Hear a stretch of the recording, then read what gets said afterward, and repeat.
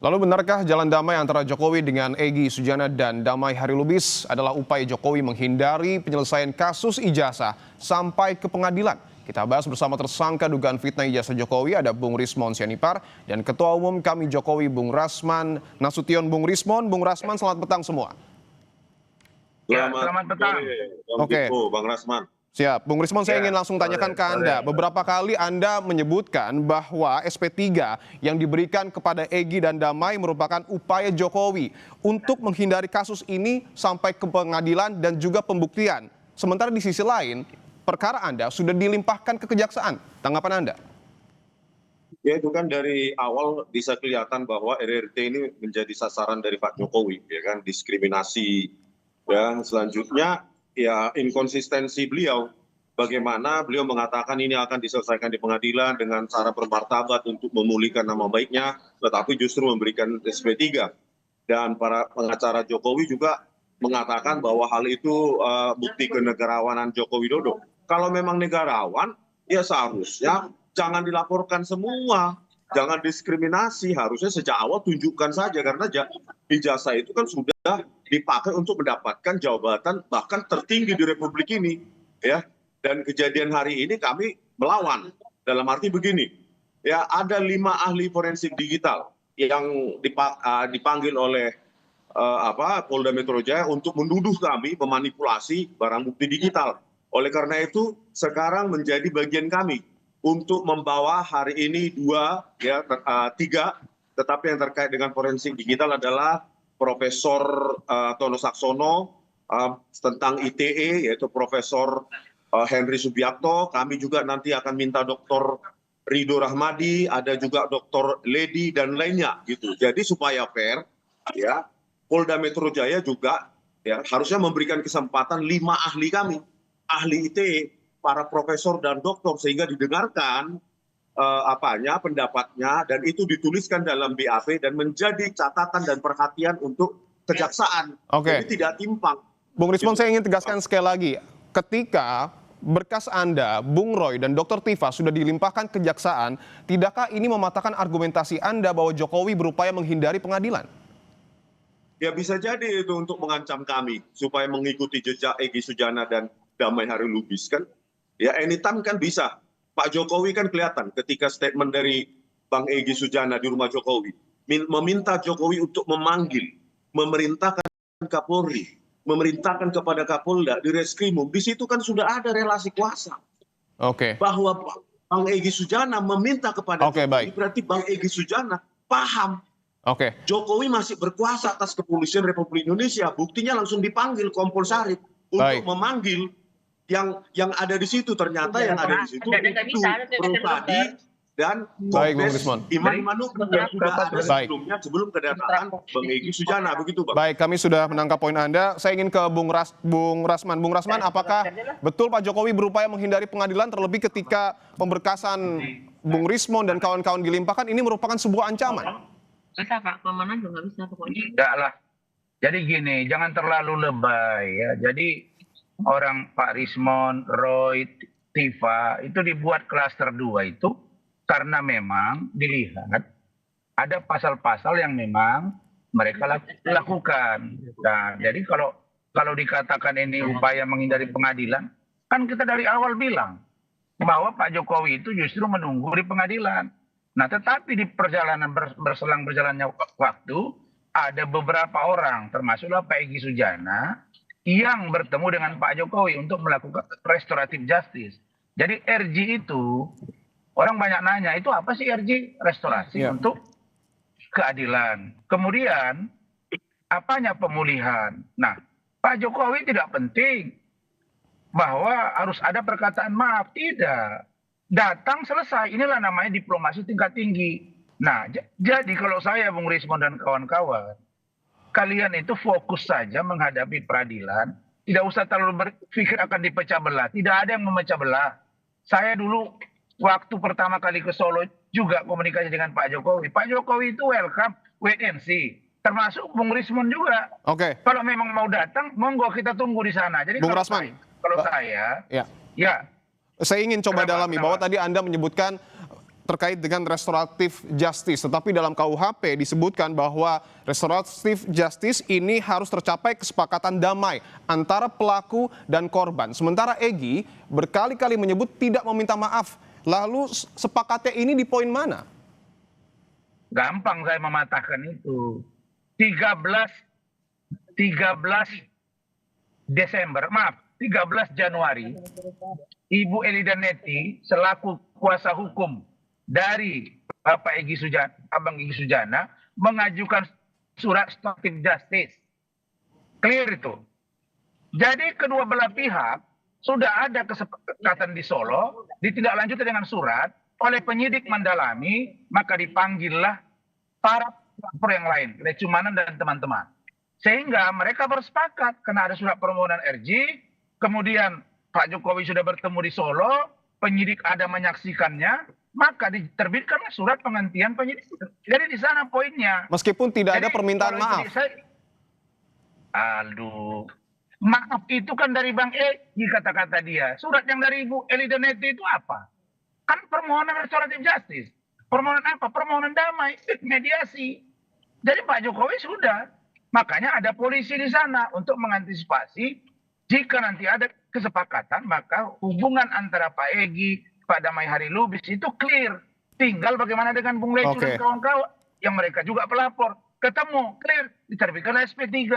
Jadi tidak ada yang salah di situ, gitu loh. Oke, baik. Saya ingin ke Bung Rismon. Sejauh ini, ketika Anda melihat SP3 yang kemudian diberikan kepada Egy dan Damai Hari Lubis, apakah Bung Rismon menimbulkan ataupun memiliki kecurigaan di kubu Anda, jangan-jangan setelah Egy dan Damai ini ada lagi yang ke Solo, khususnya dari klaster 1?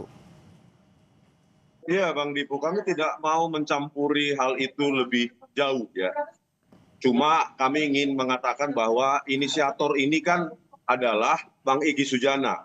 Ya, tanggal 15 April 2005. Kenapa justru dia egois hanya menyelamatkan dirinya dan DHL. Sementara kami 15 April 2025 ke UGM itu dipanggil sebagai ahli. Sebagai juga alumni UGM. Kenapa ternyata sekarang itu egois menyelamatkan dirinya sendiri. Sudah sampai cukup di situ saja. Makanya saya katakan kalau memang berhenti di sini silakan berada di pinggir lapangan. Jadi penonton, tidak lagi berkomentar, tidak lagi menjadi pemain. Jadi ada titik lemah sebenarnya yang perlu dipahami Bung Rismon. Saya sudah katakan berkali-kali, Bang Egy mengalami diskriminasi dalam penanganan klien oleh kuasa hukum kalian sendiri, Kozinuddin. Dia melepaskan Bang Egy dari kliennya. Bagi Bang Egy itu menyakitkan. Itu jelas kan dari awal sudah saya bilang. Kemudian begitu juga dengan Damai Hari. Dia juga merasa ini tidak solid, yang mana TPUA, yang mana Kozinuddin dan kawan-kawan. Nah, dari sini dia melihat ada dua diskriminasi. Satu, dia dilepaskan oleh Kozinuddin.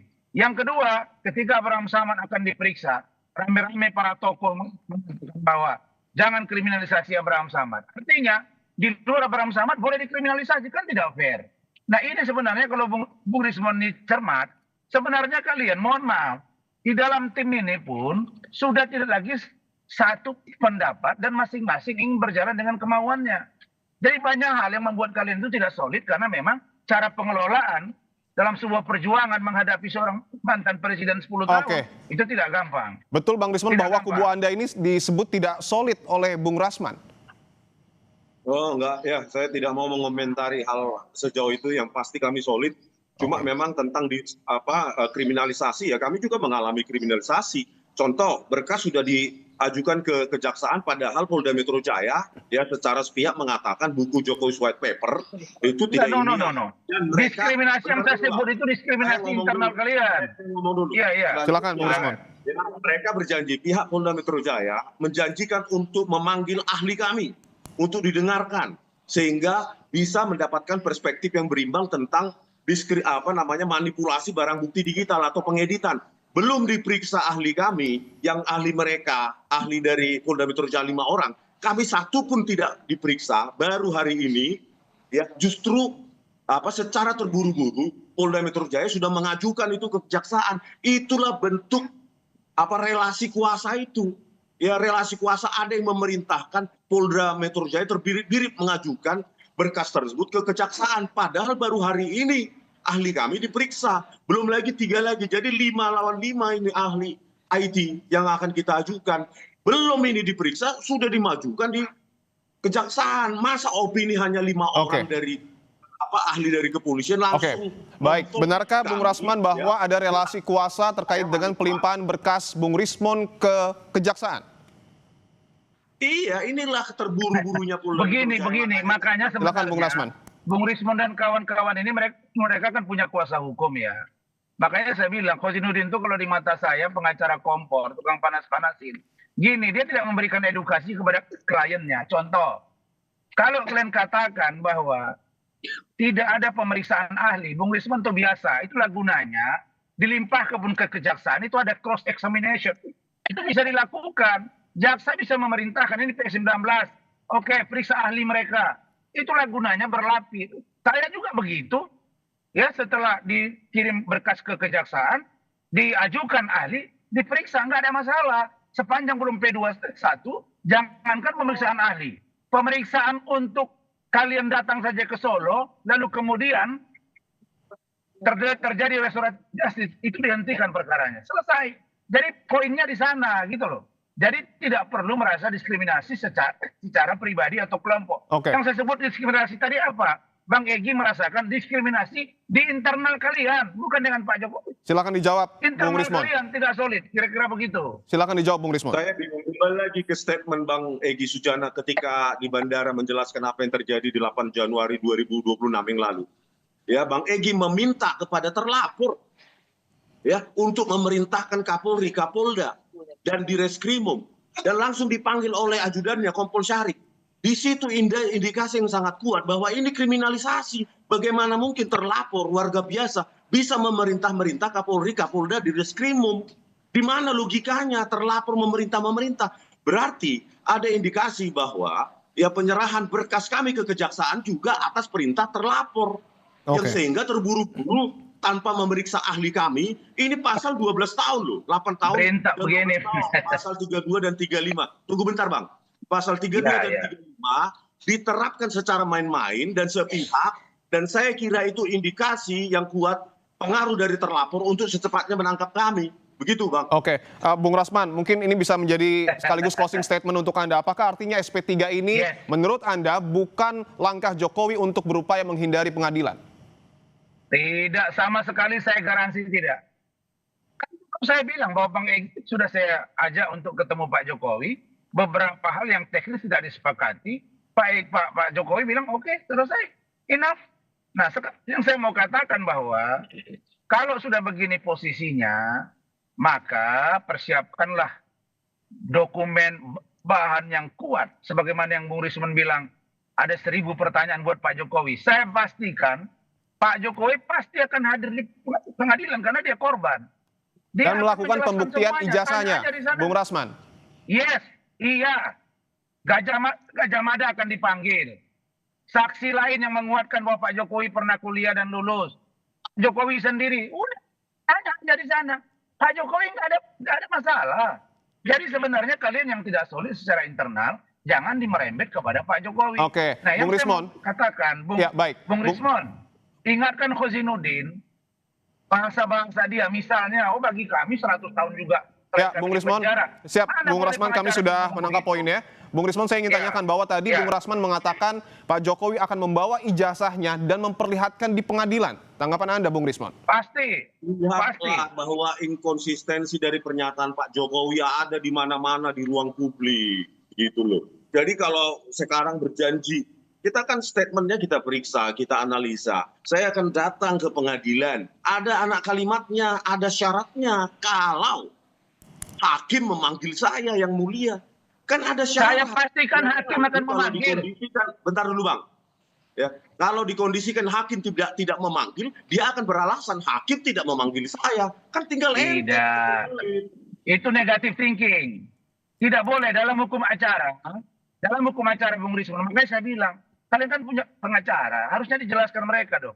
Dalam hukum acara, terutama terkait dengan pidana, itu si korban harus diperiksa.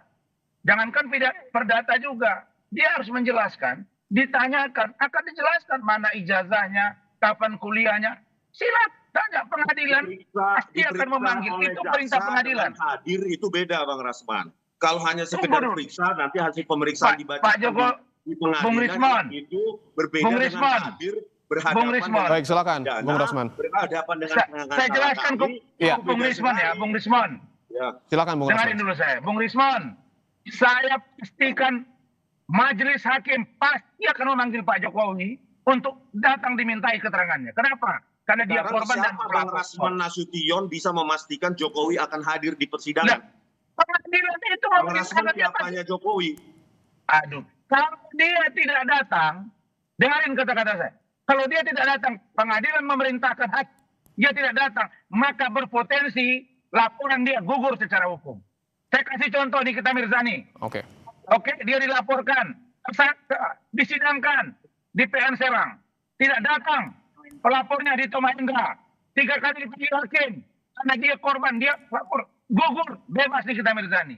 Jadi inilah yang saya katakan tadi, karena kuasa hukum mereka ini lebih banyak bicara ke media daripada mengedukasi kliennya. Ujungnya jadi seperti ini.